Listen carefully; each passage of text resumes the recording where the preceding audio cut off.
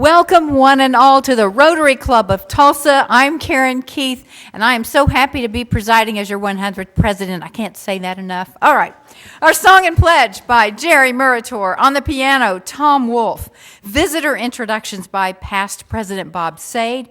And now our invocation will be given by Del Dreyer.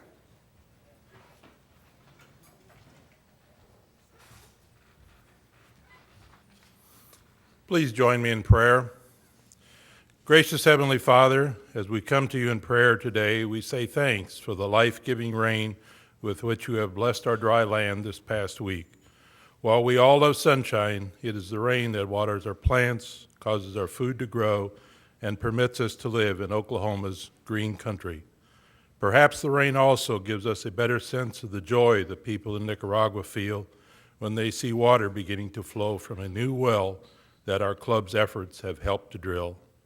Clean water will be on the minds of our Rotary International leaders as they and thousands of Rotarians gather this week in Sydney for our annual convention. Grant wisdom to President Ron and all those involved in giving direction to our worldwide efforts of promoting peace, better health, and the eradication of polio around the globe.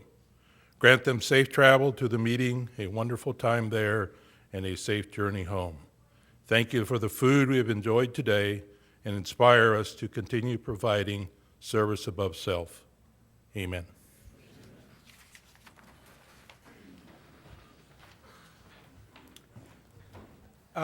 Please join me in the song and the play. I forgot what we were going to sing. What? Start it. We'll figure it out. It's America the Beautiful, I think.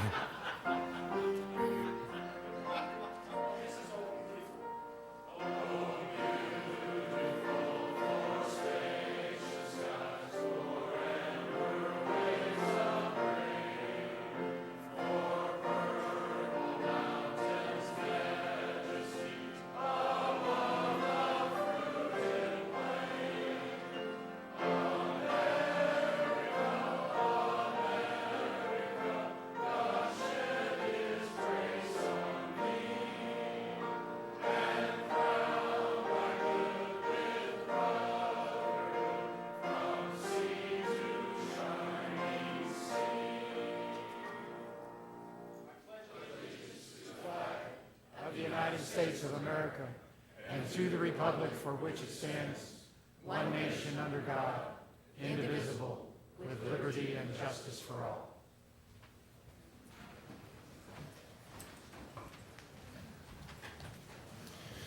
Well, we are always excited to have guests, and today we have a whole lot of them. So as I introduce the Rotarian and their guests, would you please stand briefly, and then we will hold our applause until all have been introduced.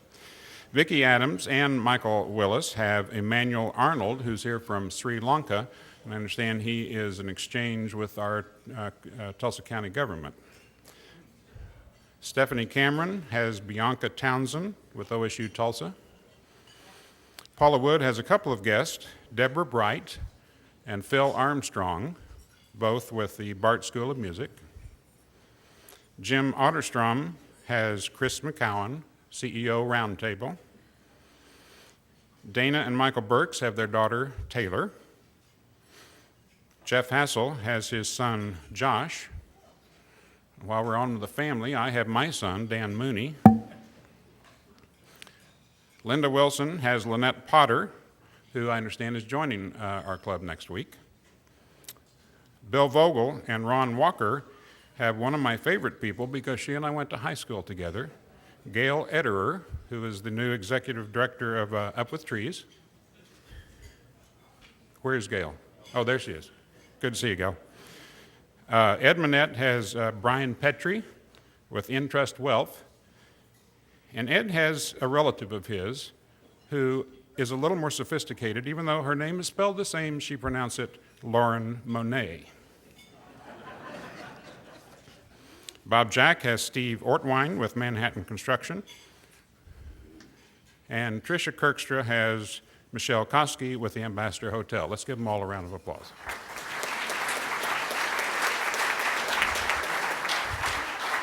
We have a couple of visiting Rotarians from Southside. We have Ben Gorell. Hi, Ben. And past district governor from he doesn't say which club, but Tom Clark, whatever, Sunrise, yeah, Sunrise. Tom Clark, where's Tom? Thank you, come back whenever you can. Thank you, Bob. So please welcome our newest Rotary sponsor, Keith Bailey, representing Mark West Energy Partners, Cloud Peak Energy, and the Old Baldy Club. And this is Keith's way of letting us know he's still thinking about us, even though he's up in the wild blue yonder of the north. So Keith, thank you from all of us here. Let's give him a big round of applause. And of course, we encourage you to do business with your fellow Rotarians. Please thank all of today's sponsors and all of our volunteers who helped out with the meeting. And committee meetings today. The trustees are in room 232 and IBA Awards, room 233. And moving on to announcements, it is with great sadness that we inform you the passing of Rotarian Thomas Patrick Nally on Friday, May 23rd. The Rosary service and the funeral mass were held at St. Bernard yesterday and today, and Tom joined our club in 2004 and fought a brave battle with cancer over the past 2 years. Please keep his wife Karen and his family in your thoughts and prayers. Cards are on your table for expressing your condolences. And please note that, do we have some Rotaractors here in our audience today? I don't know. Well, we'll say hi to our Rotaractors if you see them on the street. They have been really good about coming. So, all right, and now, Brenda Melancon. On behalf of Kathleen Cohen and the Rotary Foundation Committee, she's going to come to the podium to recognize our latest Paul Harris Fellows and our major donor. So if you, everybody get ready.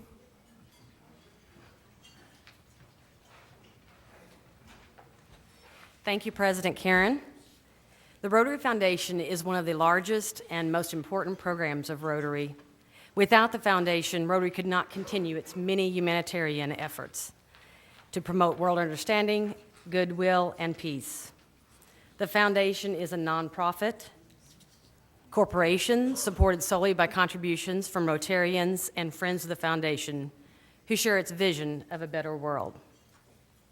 The Paul Harris Society contributions to Rotary Foundation support education, improvement of health, and alleviation of poverty that enables Rotarians to bring hope and promote international understanding throughout the world.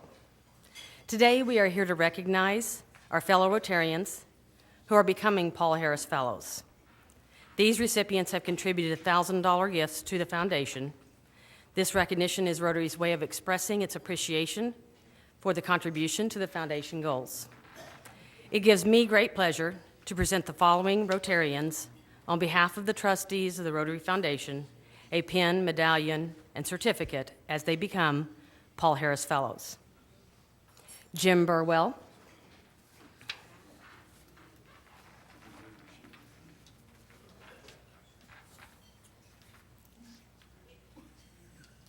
John B. Johnson, Jr., in memory of his beloved wife, Nan Johnson.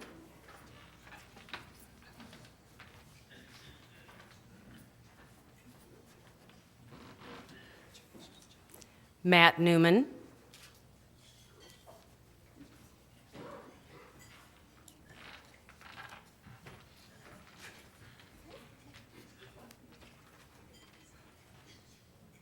And Jeffrey Rudd. Today, we are also recognizing our fellow Rotarians who are multiple Paul Harris Fellows. Multiple Paul Harris Fellows have contributed additional $1,000 gifts above the initial contribution to the foundation. This recognition is Rotary's way of expressing its appreciation for the substantial contribution to the foundation goals. At this time, I would like to recognize the following Rotarians on behalf of the trustees of the Rotary Foundation who have made it to the next level as multiple Paul Harris Fellows. President Karen Keith, Paul Harris Fellow, +1.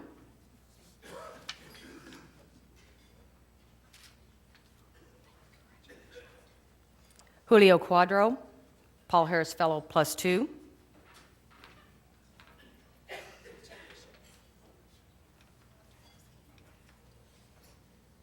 John Hare, Paul Harris Fellow, +2.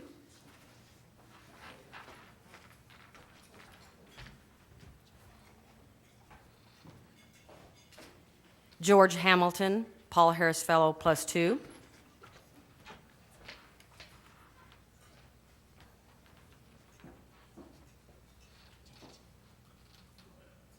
Past President Ed Monette Jr., Paul Harris Fellow, +2.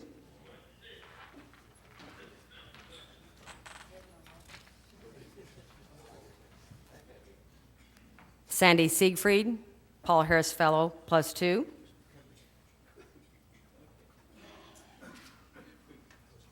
Ed, there was a time limit.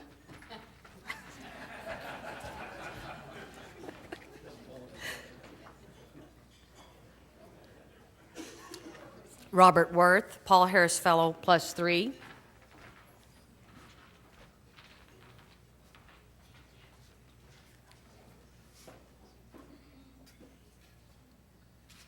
Gerald Johnson, Paul Harris Fellow, +4.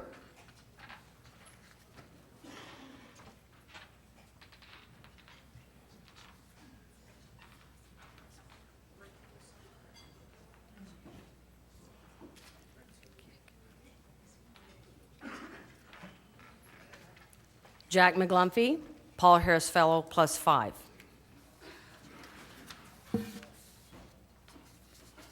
Please join me in congratulating and recognizing our multiple Paul Harris Fellows.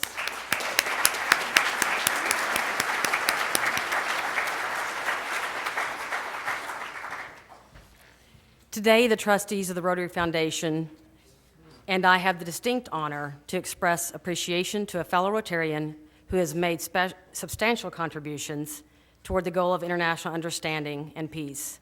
It gives me great pleasure to announce that past President Hal Allen has made contributions to the programs of the Rotary Foundation that qualify him as a major donor, level 1. Hal has been a member since 1980 and is a true leader in our club. Often he is quiet and anonymous, but Hal has been instrumental to this club in many avenues. Today, we are able to publicly acknowledge his leadership and commitment to Rotary and to our worldwide mission.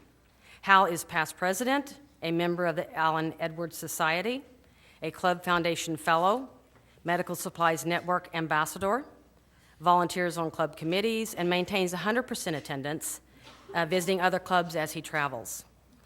Hal contributes annually to the Rotary Foundation and is a Paul Harris Fellow and now a Paul Harris Major Donor, Level 1. As Hal comes forward to share a few words with us, please help me in recognizing Hal Allen as a Major Donor, Level 1 to the Rotary Foundation.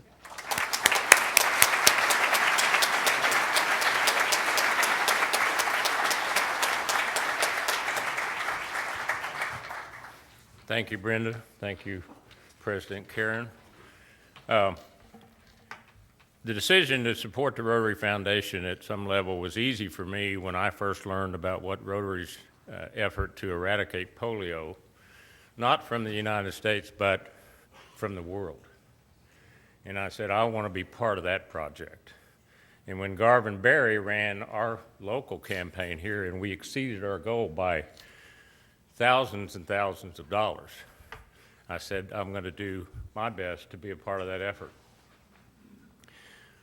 The other reason, and the reason I support the local foundation also, is that you can do so much more in concert than you can do by yourself.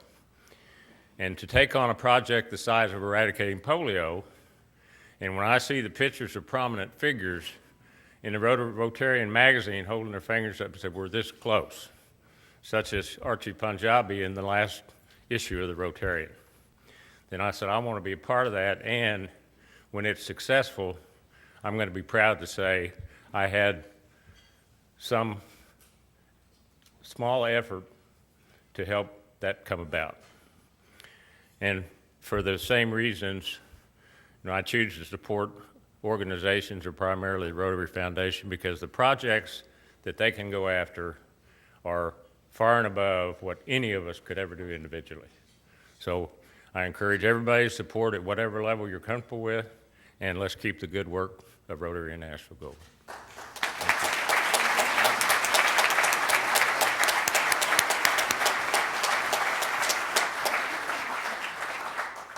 At this time, I would like for all Paul Harris Fellows to stand and be recognized.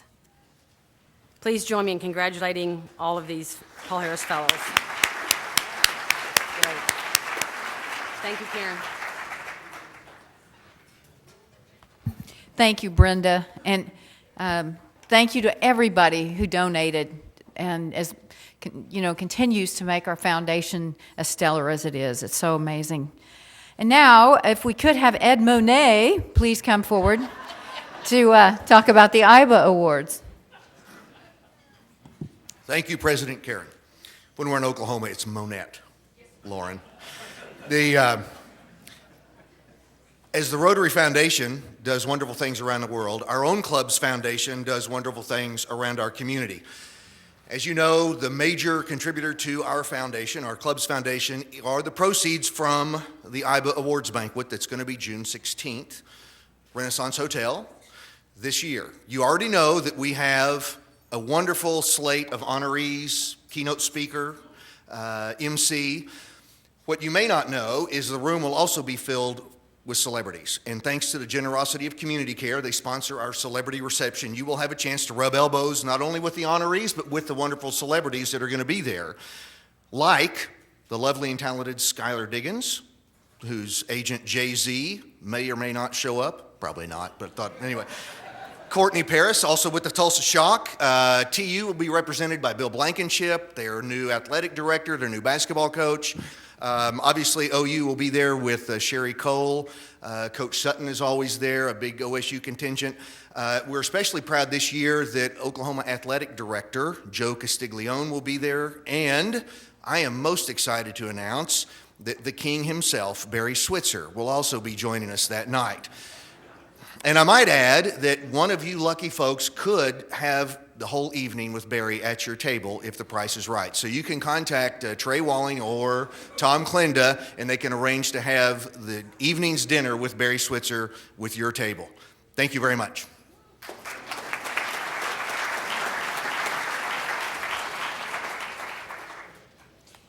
You know, we've been talking about the Tour de Cure. It's coming up this weekend, and there's a sheet in the middle of your table.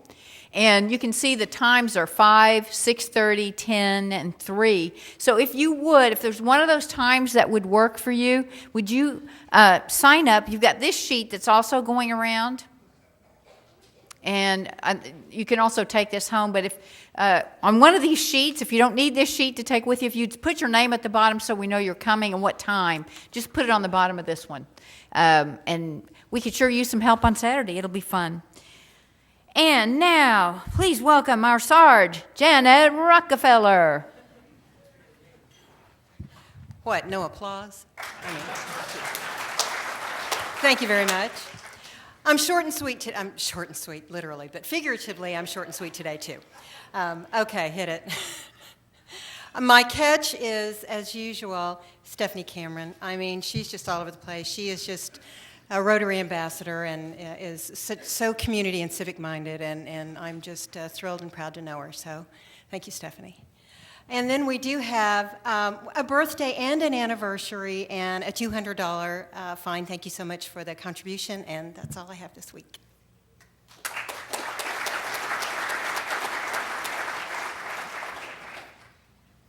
And now, the Rotarian of the day. Past President Matt Davis. He joined our club in February 1988. He is president of the Davis Group Limited. He is a Club Foundation Fellow and a Paul Harris Fellow, as well as a Rotary Foundation benefactor. Among his many club leadership roles, he served as club president 2005 to 2006. And yes, Matt knows we start with the prayer. Somehow I don't think I'll ever live down doing that in the wrong order last week. Most of us know today's speaker as the retired chief of the Tulsa Police Department, a department he served for 22 years, culminating in 4 years as chief. What you may not know is he was with the FBI, was an agent in the Army Criminal Investigations Command, and is a graduate of the FBI National Academy, the FBI National Executive Institute, and Northeastern Oklahoma State University. Please help me welcome the Executive Director of the Jewish Federation of Tulsa and the Sherwin Miller Museum of Jewish Art, Mr. Drew Diamond.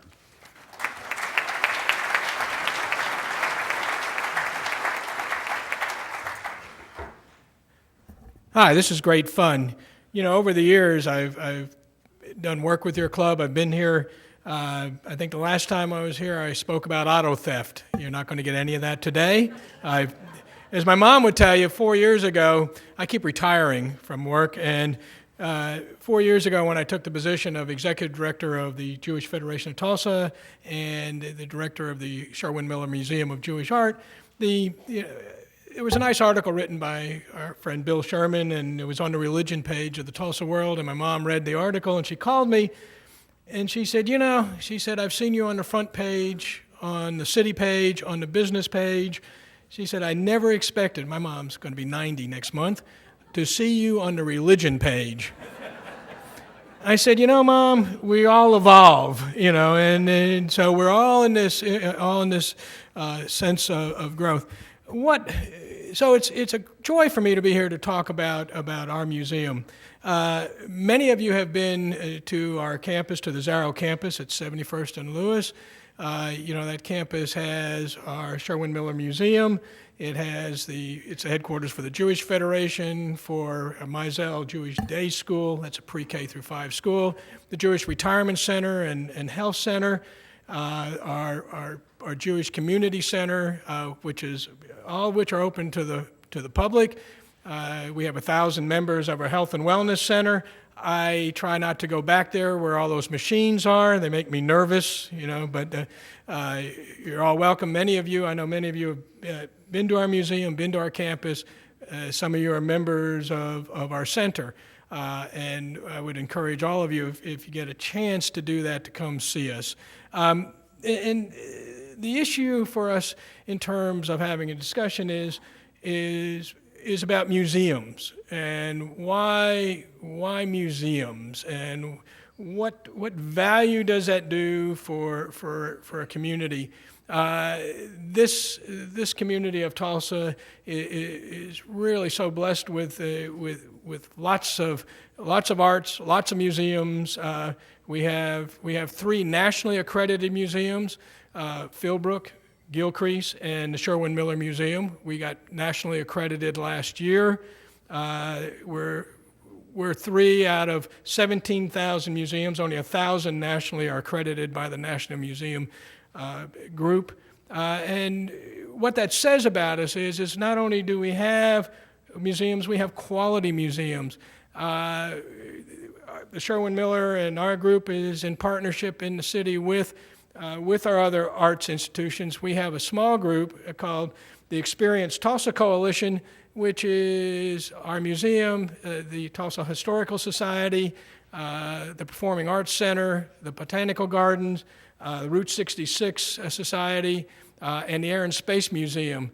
We came together 2 years ago to promote the museums and arts in our city, and by the way, to promote tourism. Tourism is good for us. The Sherwin Miller Museum gets, last year we had a record year, and we're very pleased with that. A little over 13,000 visitors to the museum. And the museum has, if you have not been there, we have about 13,000 square feet of gallery space on 2 floors. We just getting ready to start the construction, just broke ground for a new entrance and gallery on the east side of the museum, which will add another 800 or so square feet of gallery space. Like all museums, 70% or more of our collection is always in storage. You never get to show everything you have. And so you're always looking for ways to get your exhibits out. For us, our exhibits are about letting people experience Jewish culture, Jewish history, our sense of Jewish peoplehood. We don't proselytize. What we do is it's about education. All museums are about education. The first gallery many people go to in our museum is sometimes the most challenging gallery, is the Holocaust gallery. In that gallery depicts the history of those years in which, certainly 10 million people perished. The attempts by the Nazis to decimate anybody they didn't like, particularly to destroy the Jewish people. The good news is they failed. The bad news is they did tremendous amount of damage, and there's lessons to understand from that.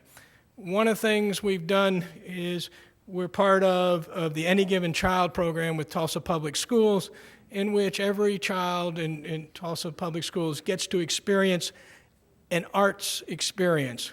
We get 7th graders.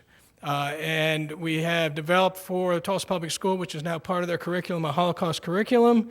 The curriculum is about not only the history of those terrible years, but the lessons about stereotyping and bullying and violence in terms of educational experience.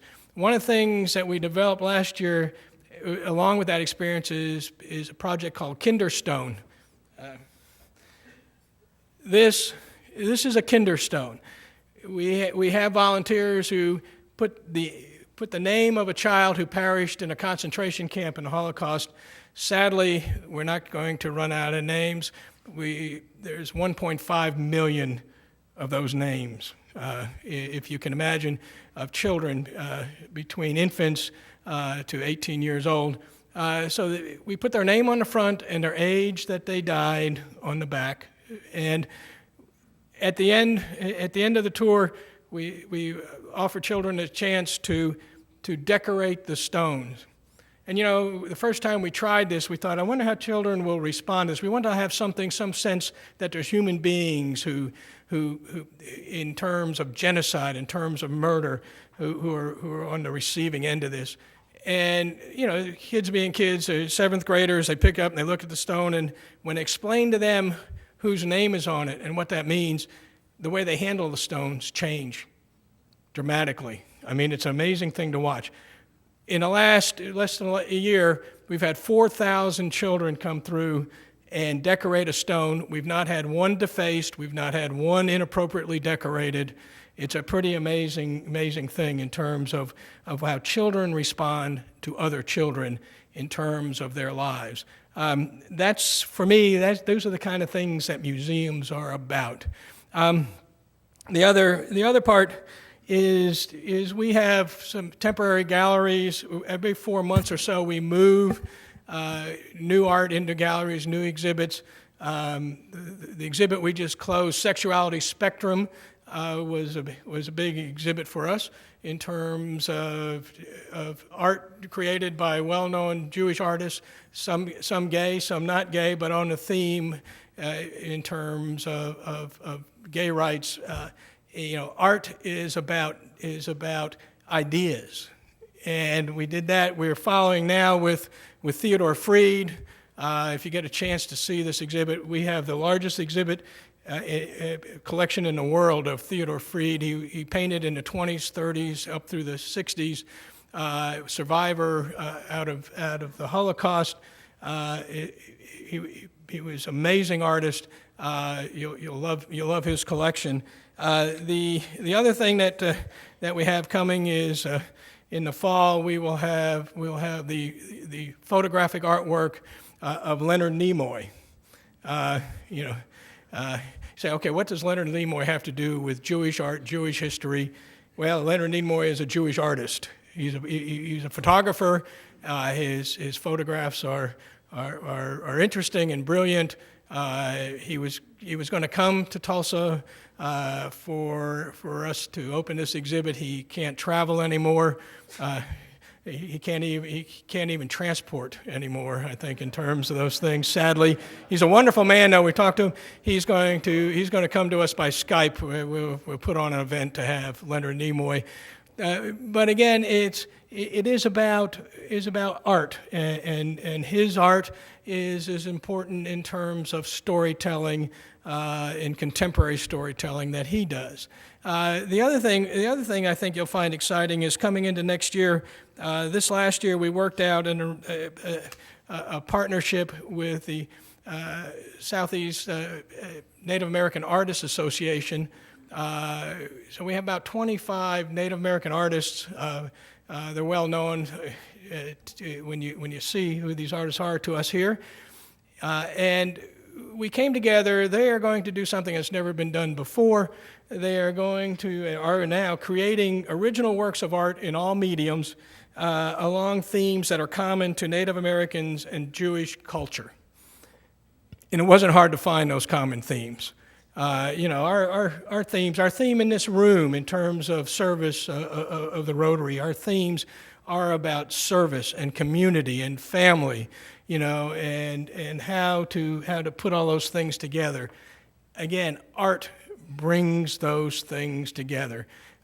You don't always have to like it, you don't always have to agree with it, but you always don't want to pass up the chance to experience the art. In the sense, we've also, I must mention, we've also brought some technology, trying to do some new technology things, because he happens to be here. My friend Daniel Mooney, who's sitting down there, and his company, Moomat, are partners with us it's too long to explain, right, Daniel? But if you'll come see one of our exhibits that is hooked up through an iPad and a big screen into cyberspace, you'll see what the future of museums looks like at the Sherwin Miller Museum in our museum. At the end, I want to end with this. The sense in my life, and I was kind of joking about it, but it's real about evolving in terms of art. I still do some things nationally and internationally around the other part of my life, periodically around crime and disorder and terrorism. It doesn't seem to leave us. The tragedy in Kansas City Jewish Center and Retirement Center a few weeks ago certainly touched home for us here. But the connection for me in this conversation is really simple. It is that if we don't understand who we are, where we came from, and have some sense of what we did right and what we did wrong, then our future is really shaky for us. And in order not to make it shaky, we have to understand who we are. What we want people to do with a museum, all museums, but certainly a museum like the Sherwin Miller Museum of Jewish Art, is to experience a bit of that understanding with us. So we hope to see you. We want to welcome you. Just come by and say hi. We'd love to have you. Thank you very much. Question? Sure. I'll start off with Okay. that. Can you talk to us about the collections and when we can come visit? Yeah, the collections. Karen asked. By the way, Karen had been on community things since I had hair, but it's been that long ago. She may remember. So, yeah, a little bit. Thanks, Karen. The collections, the permanent collections up on the second floor of the museum depict Jewish life, Jewish holidays, diaspora, the movement of Jews around for the last 3,000 years around the world. We're in Tulsa and worldwide. We're a small community. You may not know, as we sustain our campus, the works we do, the charity work we do. Right now we have Camp Shalom going, our summer camp, opened up to kids all over the city, about 300 children. That's supported by our community of men, women, and children of probably a little less than 1,800. And so we are serious about that. That's why that collections of who we are, our archaeological collections, are important. By the way, we're open every day of the week except Saturday. So we're the only museum that's open on Mondays. So if you want to come see us on Monday, you're certainly welcome. And from 10 to 5. So it's it's a hidden gem, I guarantee you, in terms of an experience in Tulsa. Are there any other questions? Cool. Okay. Thank you. Thank you. It's so good to see you. Just a couple of things. Norm Simon, thank you so much for your help with programming this year. Bob, Jack, and I are both very grateful for everything that you've contributed. So thank you. Let's give Norm a big round of applause. It's hard not to say Chief Diamond. Chief, when he talked about, of course, the Holocaust, I don't know if any of you are watching the History Channel right now. They're doing a series on the World Wars, Channel 55, if you're on Cox. It is spectacular, and you can also download it. It is one of the most incredibly well-done series I've ever seen on television. And you can order it from Amazon if you've missed some of it, but oh my gosh, it's amazing. I'll leave you with that. That was a real upper right there. So anyway. But it is worth seeing. This is our book that will go to the young kids at Celia Clinton, Hugless Douglas and the Big Sleepover with Drew Diamond. And he has signed that for us. And upcoming programs, Scott True, he's head of the local Secret Service office, and he's going to be talking to us about counterfeit money. I think you'll find this very interesting. And the following week after that, Steve Bradshaw, President and Chief Executive Officer of BOK Financial and BOK Financial, which is the same thing. Okay. Anyway, now we'll move on to the Mystery Rotarian. Our Mystery Rotarian, always the shortest one in the pictures, is posing with her sisters, showing off her new stylish and matching Christmas robes. They were warm, because it was cold growing up in North Dakota, but cold is in her genes. Today, Norway is the family vacation spot, and our Mystery Rotarian has traced her family history back to the 1600s. Now, just to warm up a bit, the family's also headed south to Machu Picchu. Now, Roberta Preston, our Girl Scouts of America CEO of the Magic Council, is our Mystery Rotarian. And once again, she's going to be headed to Norway. Roberta, stand up because I can't see you. You're so short.